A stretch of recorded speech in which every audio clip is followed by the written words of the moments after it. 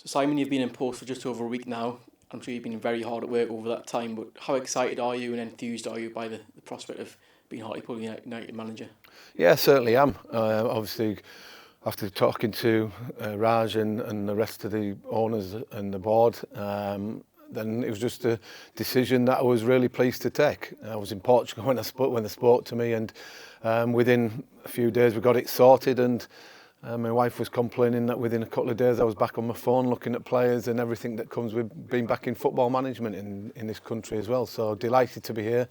Certainly know the magnitude of this football club, the history and tradition of what it is, and where it once has been, where it is at this moment in time. Hopefully I can come here and make the team successful and the club successful again. The news seemed to come as a bit of a surprise to a lot of people, but for you on the inside, can you give a bit of insight into how it all came about when you first heard about it and what your first thoughts were? Yeah, like I said, I was away on holiday and got a call from Joe Monks asking would I speak to him and ultimately to the chairman as well. And I spoke to the chairman a few years ago about coming, but I went to India instead to do something different.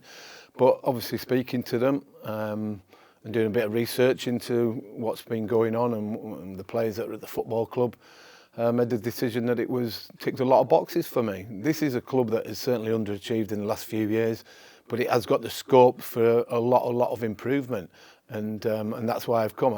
I've turned down jobs in England over the last year or so, just because they didn't excite me really. And this is one that's got the scope to go from 11th in the National League to at least into the playoffs this season if we get everything right and going in the right direction. So huge amount of scope. I think 3,500 were on a regular basis last year in a struggling team. Ultimately, if we get it going, get results, that can turn to 6,000-7,000.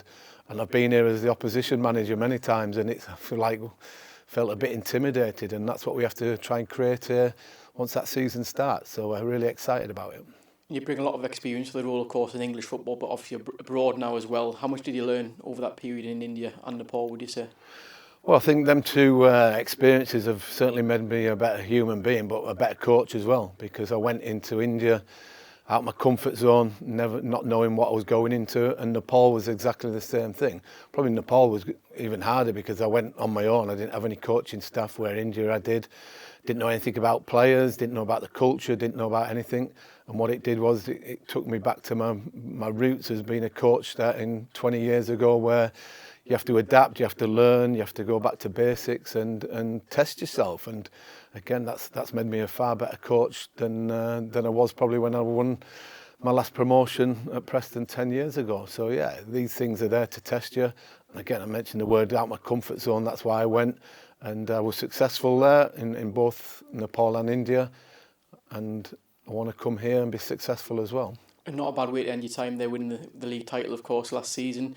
That give you that bit of an extra buzz to kind of come back to English football and kind of start again here, I guess. Yeah, look, it was a reason why I went was to still see if I had that desire and fire in my belly. And I remember coming off a pitch once and some supporters, actually English supporters, had our shirt on, and underneath they had Reading shirts on, and they went to me, "You'd never think that you were managing in Nepal. You could, with the passion and desire that you're showing, that you could be managing still at Leeds and all the other clubs that you've managed in the EFL." And that made me realise that, you know, I've still got that passion, desire, that hunger to work every day, to improve players every day, but ultimately to try and be successful and move clubs forward and ultimately try and win things again.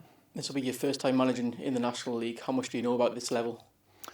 Well, people might not realise, but my son was in trial a couple of years ago here for a game, and he's been at Gateshead for the last 2 years. So even though I've been away a lot of that time coaching, I've been watching games all the time, watching him play. When I've been at home, I've brought up to Gateshead and watched lots of games live as well. So I know a lot about this division and players, but also I've got good people around me that are far more experienced and understand this club and also the level as well. And I'm certainly willing to look to help. They will help me without a shadow of doubt. I went to Nepal and India not having a clue anything about it, and so I see this being a little bit more easy based on people around me and what I know already anyway. You've been here just over a week now. Can you give a bit of an insight into some of the conversations that have gone on and some of the work that's already been put in? Well, I landed back on Saturday, and from the moment I agreed, it was basically on the phone. All of a sudden, I've got lots of agents becoming my friends again, trying to bring players here. But between me and Joe Monks, there's been lots of discussions, chats about players to re-sign, players that we'd like to sign, and then meetings with Manny, Joe Gray. Tom Parks came up to see me, so I've had lots of meetings, lots of conversations with current players and other players that we're trying to bring to this football club, which we're moving in a real positive direction within very soon. I'm sure you're looking to shape a squad to fit the style of play that you want to implement like next season. In an ideal world, how would a Simon Grayson Hartlepool United team look like next season? Playing winning football. I know that's quite simplistic, but I'm quite pragmatic as a coach, sort of play different systems. I know that I can play 3-5-2, 4-4-2 and change to either system during the course of a game as well. So we'll have players here that are going to be versatile players that can change. But what I want us to be is a team that defend and produce hard-working performances.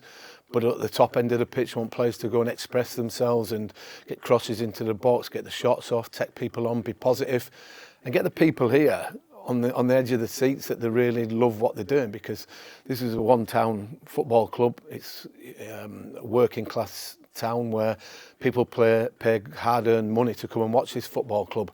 And a good example of that last year was when I'm watching the game against Gateshead, and the right winger, I can't remember his name now, he ran 50 yards back, made a sliding tackle, and it was as if the lad had scored a worldie from 30 yards. And that's what the demands of the supporters are here, and rightly so.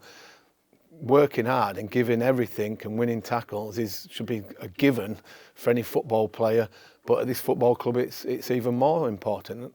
These supporters at Hartlepool would prefer a player to win a 60-40 tackle against them than seeing somebody nutmeg somebody and put it in the crossbar or something like that, because of the desire, the passion that they show week in and week out. That has to be replicated on the pitch, and all my teams have done that. I like to think that the team will have a unity, a spirit amongst themselves, where they realise that they're very privileged to be playing for this football club, and they have to give they're all week in and week out, because this football club can get going again. We'll have big support away from home, and we are a big club in this division. And whoever signs, whoever stays, have got to realise that they're in a privileged position to play for this football club. I'm sure you've had a lot of experiences of coming here as an opposing manager and an opposing player as well. What are your experiences of being at this place? Yeah, it can be quite lively, to be fair. Fortunately, when you're the opposition manager, the hardcore of our supporters on the far side, if they were right behind me in the dugout, it would have been a little bit more uncomfortable for the opposition manager. But what I'm looking to do is to try and create this atmosphere where it's a unity, a unified group where supporters come on a Saturday, Tuesday, whenever we're playing, and they give everything to support the team, and we will try and give that back to them as well, because it is a two-way thing. We need them, they need us. And if we're all pulling in the same direction, regardless what may be going off the pitch, then we've all got to pull together, because winning football matches can certainly get people coming back to this football club, going home happy, going down the pub happy on a Saturday, Tuesday night, and enjoy what they're doing. So that's part of my job. I've been at clubs for 40 years now, and been some good ones, some bad ones, but I realise what it takes to try and create a happy environment. Not everybody's going to be happy. I'm not daft enough to think that I've got this magic wand that everybody suddenly is going to love me, they're going to love the owner, they're going to love every player, because that's just football. But if we can get everybody, majority of people back on side, then that's going to be a massive boost for, not just for the football club, but the town in general, because it'll give it a good feel factor again. Of course, now is all about laying the foundations for what lies ahead. How important are these next few weeks going to be as you sort of lead into pre-season? Yeah, obviously huge, both at the training ground, but also in the room we're in today, where I've had lots of meetings. We've got lots of lists, me and Joe Monks, where we're looking at our recruitment. As I said, agents are now suddenly finding my number again, which is good, because again, this is a good, attractive football club that can get players to come, and hopefully with my contacts at all the clubs I've worked at and others in the game, that we'll be able to attract some really good players. So meetings are going on with the process of signing quite a few players over the next week or so. We'll start back next Friday for testing at the university, and then fully in it on the Monday. Then we've got 6 clear weeks of pre-season, and that'll obviously hard work on the pitch, conditioning work, tactical work, gym work, but also the games that we're going to have as well, like local teams, and then some big games against Middlesbrough's, Rangers and others as well. So yeah, looking forward to it. Can't come well enough. And if anybody's trying to kid me that Hartlepool in the North East is always like this at this moment in time with the weather, then I certainly know that I'm in for a rude awakening. You spoke about the potential of the club as well. Promotion was the stated aim in the statement that greeted your appointment as well. What will go into creating a team that will sort of achieve something like that, would you say, from your experience? Yeah, look, I think the National League's really tough. When you look at the likes of York and Carlisle, who are spending some big money, Forest Green have spent some money. I'm not saying we're going to be on that level, but we're going to be trying to be very competitive with the players that we bring in. But if we've got a team that give everything every week and that they run through a brick wall for the supporters and the badge that they're wearing, then that's all I can say. My mantra throughout football has always been have no regrets, and also so that goes to the players that you wake up on a Sunday morning after the game and think win, lose or draw, if you've given everything, then you can have no regrets. Don't give everything, and you might think, I wish I could have done that. I want players to have no regrets, enjoy themselves, coming to work with a smile on the face. But when we work 100%. We're 100% committed to training. Anything they ask them to do, I want them to do. But also we want to be able for some fun and enjoyment, because football's all about enjoying yourselves and playing with a smile on your face. Just finally, what would your message be to the Pool supporters as you start this new relationship together? Well, let's work together. Yes, I'm not naive enough to know that it's not been easy and there's some fractions amongst this football club, but let's work together. When the team playing at home, let's have that positive attitude that makes this place a real fortress, because we've touched on it, this can be a place where the opposition quite dread coming to, and we've got to produce performances that can do that. But let's stick to as one happy family, where we can hopefully come the end of the season we're all celebrating something successful, and whether that's promotion or getting into the playoffs, that's probably got to be the least thing that we have to do, getting into the playoffs. So let's stick together, enjoy ourselves together, win together, lose together, draw together, but let's enjoy it together.